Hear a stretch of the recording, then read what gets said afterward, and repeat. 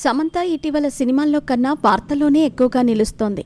సమంతకు కొందరు కోపం తెప్పించారు. దీంతో ఆమె వారిపై ఓ రేంజ్లో ఫైర్ అయ్యారు. వారిపై అంతలా సమంత ఆగ్రహం వ్యక్తం చేయడానికి గల కారణాన్ని తెలుసుకుందాం. సినిమాలకు దూరంగా ఉన్నప్పటికీ సమంత క్రేజ్ ఏ మాత్రం చెక్కు చెదరలేదు. నాగ చైతన్యతో విడిపోయిన తర్వాత చాలా సెలెక్టివ్గా సినిమాలు చేస్తున్నారామె.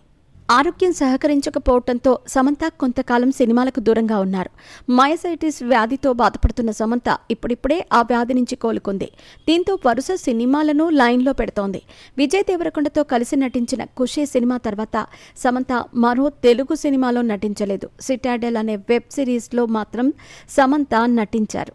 అయితే భారీ అంచనాల మధ్య వచ్చిన ఈ వెబ్ సిరీస్ పెద్దగా ఆకట్టుకోలేకపోయింది.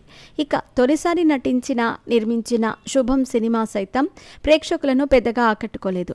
మా ఇంటి బంగారం సినిమాతో సమంత తెలుగులో రీఎంట్రీ ఇవ్వబోతోంది. ఇదిలా ఉంటే తాజాగా సమంత షేర్ చేసిన ఫోటోలను నెటిజన్లు ట్రోల్ చేస్తున్నారు. సమంత బాగా బరువు తగ్గిపోయిందని, సన్నగా అనారోగ్యంగా కనిపిస్తోంది అంటూ పలువురు ట్రోల్ చేయటం మొదలుపెట్టారు. తనని ట్రోల్ చేసిన వారికి అదే రీతిలో సమంత కౌంటర్ ఇచ్చింది.